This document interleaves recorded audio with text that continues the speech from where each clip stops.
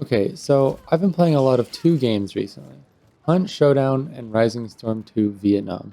And whether you know anything about either of these games, the differences between them and comparing and contrasting them in my head over recent days, I've come up with a really interesting question about the design philosophies behind two different first-person shooter PvP games and the way they go about designing the way the enemy feels, the way other players feel in the games, right? And so the question that I'm posing for this video is, in a first-person shooter, what choices do developers have in the way that they design the game to determine how much of a threat the other players are, right? So what about the way you design the mechanics of the game makes players threatening or non-threatening to other players? He's at the very end. Now, obviously, let's say we have an enemy, a person with a gun. That's a pretty big threat. They shoot you, in a lot of cases, in both Vietnam and Hunt Showdown, they shoot you one time in the head and you're dead. You're gone from the match, and that's pretty much it. You know, you get to respawn in Vietnam, and so that's, its own thing, and you don't in Hunt Showdown, you have to get revived, but whatever, right? So, what do I mean by threatening here? Now, what I'm really getting at here is the fact that in Vietnam, there are 64 players in your match. There are 32 enemies that you're fighting against, right? Versus Hunt Showdown, there's 12 players in a match. We have 9 enemies that we are worried about and that we're tracking and shooting, right? This alone is something that's very important to consider in your game. A large number of enemy targets means that the value of killing one enemy doesn't benefit you as much, because if there's 31 other people, then that one kill isn't going to make that big of a difference. And while, specific kills in the right spot for positioning advantages can always be a huge help, and sometimes you really can turn the tide of a war with just 2 kills, especially in a big game like Vietnam. It's pretty obvious that it's pretty obvious, but it can't go unlooked that in a smaller setting where you're only fighting an enemy team of 3 or 2 people in like a 2v2 gunfight game mode or something, the value of that one kill is monumental, right? Because going from 3 players on a team to 2 is a huge detriment to the positioning and mind games you can pull. Going from 2 players to 1 is the biggest drop in territorial advantage that you can, possibly have, because there's no room for teamwork plays at all. And, if you're aware of how many people you're fighting, then that advantage is completely out the window for the enemy team. So I guess that's my semantics out of the way for how these games fundamentally differ from each other, just from the ground up, right? So we're going to start with Hunt Showdown here.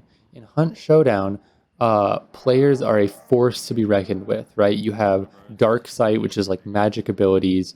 You have lots of tools at your disposal, as many, nades and throwables and stuff you want to bring in. We have perks. You can necro people, and if you're the last one alive, you can res people from a safe location through walls, right? That's a very dangerous and powerful thing. And so because of that, the way that the game is designed, it is a slow and strategy game, and you have to know when to play slow and when to play fast. But that being said, people's footsteps are loud. You can hear where people are and keep track of them in your head. You can create zones in your head around a building of where people are and where people aren't, because you have a really good track of where everybody is. It's not hard to count targets. It's not hard to count footsteps and remember where people are. And that being said, you can obviously use that to a mind game advantage, but having information and being able to deny information that hard is part of why Hunt is a very personal experience. When you're having a fight with somebody in Hunt, you're having a conversation with them, right? And so the best fights in Hunt Showdown are when you're up with somebody and you're mind gaming each other, and you're playing a chess game and you're trying to get a few steps ahead and make them lose you here. And, playing with the team positioning, it becomes a crazy match of like Overwatch, where it's a team comp game, but it's team comp based on your teammates' personalities and positioning, right? And so it's a very, very personal, connected fight, and you know, balancing that with everything that's going on in the game creates this formidable foe scenario because you're sitting down across the table to a chess game and respecting your opponent. And, you know, I'd shake the hands of my hunters after a fight if I could. You know, a lot of the best fights are with people that are good sports. And if you run into somebody in Hunt Showdown that camps in a bush and shoots people from miles away or does some stupid shit and doesn't, you know, play the game, it's very likely that they're not going to be a good sport a lot of the time. It kind of goes hand in hand. They're not playing the game, they're doing their own thing and sort of cheesing it in a way, if that makes sense. Now, I will add an asterisk to the end of that before we move on to Vietnam, so I don't get absolutely flamed in the combat section here. And, you know, I will say there's a time and place for snipers, especially anybody that's played Hunt Showdown. There's a time and place for snipers. I know people, some of my best friends, that they can get a sniper scope and go absolutely ham. But it's still important to understand when it's okay to play slow and when it's okay to play fast. Okay? And so similarly, if you're the last person up and you're solo, playing your life and staying alive and still trying to rotate and hit a shot is important, right? But conversely, if there's 3 people on the enemy team that refuse to push you and you're solo and you're down an advantage, you obviously can't push them. And so it makes sense that you're out in the woods trying to get a rotate for a res, trying to get a free pick. Like, you're not actively up in their face engaging them. And that makes sense. There's a difference between that and killing somebody and having your 2 teammates alive and all 3 of you guys sitting in bushes and camping the one body that you have out in the woods for no reason, right? You're already up. You need to take further positions. You need to look for angles, right? And I have seen people sit for 30 minutes over a body in a bush and watch it, right? So that's different. As a sniper, you need to know when to play slow, when to play fast with your team. And finally, you know, some of the best snipers I know, if the fight allows for it and you're up in the positioning game and your teammates are holding a great spot, a good sniper will be known to pull out their pistol and be right up there in the fray and die or finish a kill right next to their teammate while pushing in, right? Because when it's time for it, it's time for it. And that's what the pistol's for. All that being said, let's get some introductory to Vietnam stuff going on here. So Vietnam is going to be this large-scale match, like I said, right? And so it's very different because the enemy player is threatening in a way. They're going to one-tap you, and it's dangerous, and anywhere you peek, you could have 5 people watching you. But the individual player isn't as scary, right? Because when you die, you still have 31 people on your team. When they die, they still have 31 people on their team. And I know I'm rehashing that, but it's a big point to make because the game fundamentally being that way is something that changes the entire design philosophy. So you can't apply the design philosophy of a great game like Hunt Showdown to a great game like Vietnam. What did the devs do about this? Well, interestingly enough, your life becomes more valuable because it's less valuable. The way they have it set up, if you were to charge in, get 3 kills, and die, right? You traded your 1 life for 3 lives, it's value, you know, it's a good life, but it's not as valuable as playing safe on a tree, clearing the wood line, getting a pick on the other guy that you spotted, moving up to the next cover, checking your map, checking the recon, paying attention to what's happening, etc., etc., etc. And so by doing this, even if you only get 1 kill, if the whole team is ebbing and flowing in the correct way and pushing and pulling when they should, you're going to see that while you may only get 1 kill a life, the positioning that you're holding is way more valuable. And so running in, getting those 3 kills, people are just going to repopulate them because your team is not there. You ran ahead of your team. If you were to stay back and now you're playing this position, when you die after getting 1 kill, playing the trees and moving up and taking territory correctly, you're going to see that your teammates are going to hold the line that you were a part of. And so this line together and working together as an entire unit rather than a solo entity is how you make value and make positional advantage, which is what everything is about in Vietnam. Game mechanic wise, we see that it's way harder to hear people. They don't have magic abilities. They don't have any way to res other people. We don't see much utility either. Certain classes get traps or maybe 2 nades or a smoke in a nade or something like that. But once those are gone or thrown, or if you're not in a position to be able to throw them, they're gone or useless for most of the life. And so each individual person is weaker, but they're also harder to keep track of because we don't have extremely loud footsteps and easy tracing of people. It's just an entire unit that you're fighting against. And while you can track an individual around the building and do all this stuff, they really made sure to design it in a way where each individual person isn't more than a person with a gun. They're not some force of nature like in Hunt Showdown where they can cause havoc across the entire compound and do this and do that and go this way. You're very much tied to you and your gun in the line of people. A great example of them putting this throughout the entire game and the philosophy of it and really nailing it is the kill feed. In Vietnam, you shoot somebody and you can probably see the gameplay. It probably kill somebody in the gameplay here, but you shoot somebody and you see blood splatter. You might get a sound effect if it's a loud head pop. But besides that, if you don't see the blood splatter, if you're shooting somebody through a bush, or you're not confirmed, you haven't confirmed that it was a kill and not just an arm shot, you're not going to know that they're dead yet. And that's an important thing for holding that line. If you knew they were immediately dead, it creates a hole. The kill feed doesn't update for a few seconds. So you'll kill somebody, you have to keep playing the game, and then, I don't know, 3, 4, 5 seconds later, that kill will pop up in the kill feed for everybody, and you'll get your distance and everything. But that means that hole was never there in the line, right? Because you don't know if you killed them. Maybe you do, but you don't know if you killed them a lot of the time.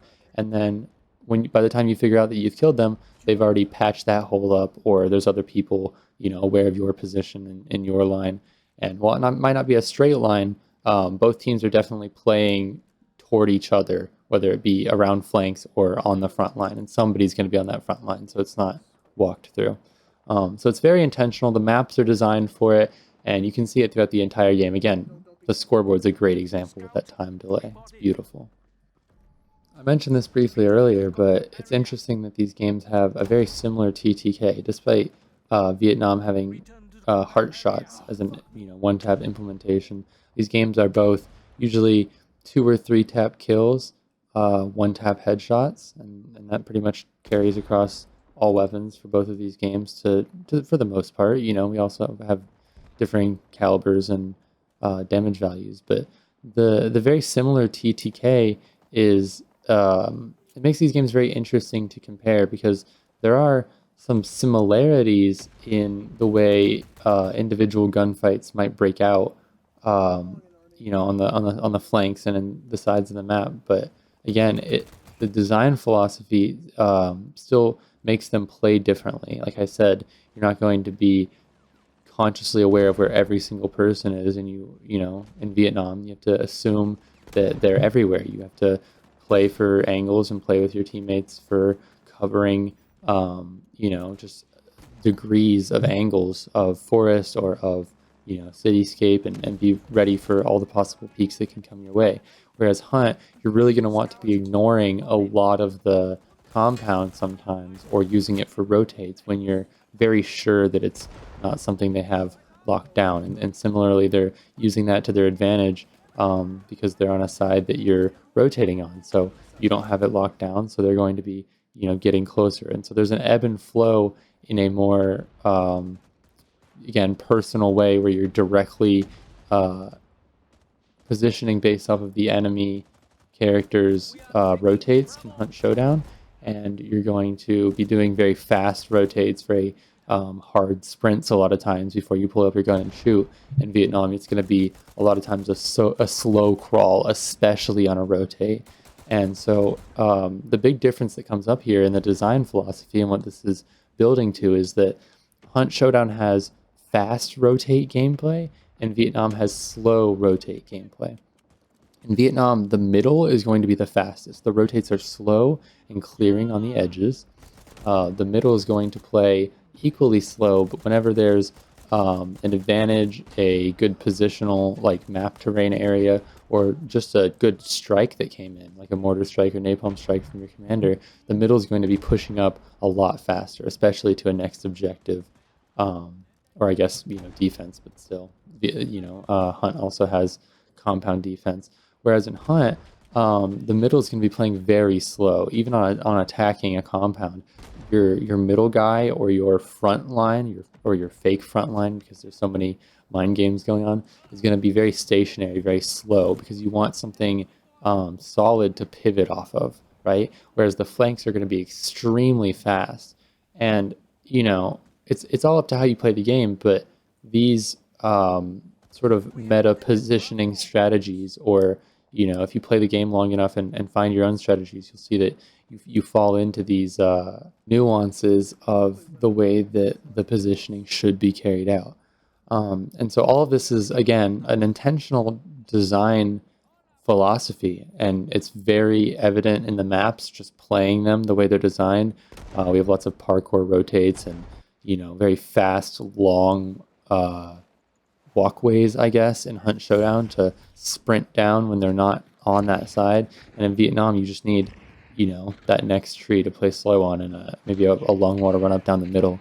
And so it's very interesting, and it is pretty crazy that such similar feeling games that, honestly, the actual aim of is very transferable. We have slow semi-auto guns in both games. Similar to TTK, as I've said, but they differ so widely in map design and in proper positioning play because of the player count, how threatening the enemy is, and just the devs being smart enough to understand the way the game works to employ proper mechanics for that style of gameplay. All of these conscious decisions are what go into designing and limiting the player character in any video game, and that goes a lot for PvE games as well.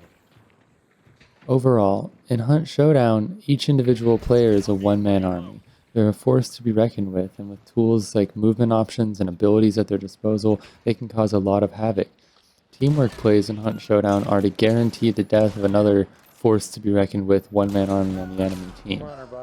Sometimes sacrificing yourself can guarantee your teammate a kill and get rid of a player if you have people up. That being said, one person can completely destroy a team, and if you don't make proper teamwork plays, one person can cause a lot of havoc and kill a lot of people very fast. Each individual player is terrifying in their own right. In Vietnam, we see that each individual player is just a cog in the machine, a grunt in the army. Teamwork plays are very important and the bread and butter of the game. The team has to work together for the same purpose, and the people next to you need to hold the line and work with you the same way you are, so that you work as one coherent army rather than disjointed solos that can come back together. It doesn't work in Vietnam, and unity is really the thing that will best lead to a win in Vietnam. Each individual player isn't scary, but still extremely important to the outcome of the match. This is two different ways to create an amazing PvP game where each player is important but plays in a different way in relation to the enemy and the teammates around them. This is one of the first of these game theory chat style videos that I've done. I'm hoping we can answer some more long form questions that have more points in the future. But that being said, if you want to tell me anything, have suggestions, or just like hearing me talk about game theory and find it interesting, just go ahead and subscribe and let me know what you think. I love you guys, and I'll see you around. Okay, bye.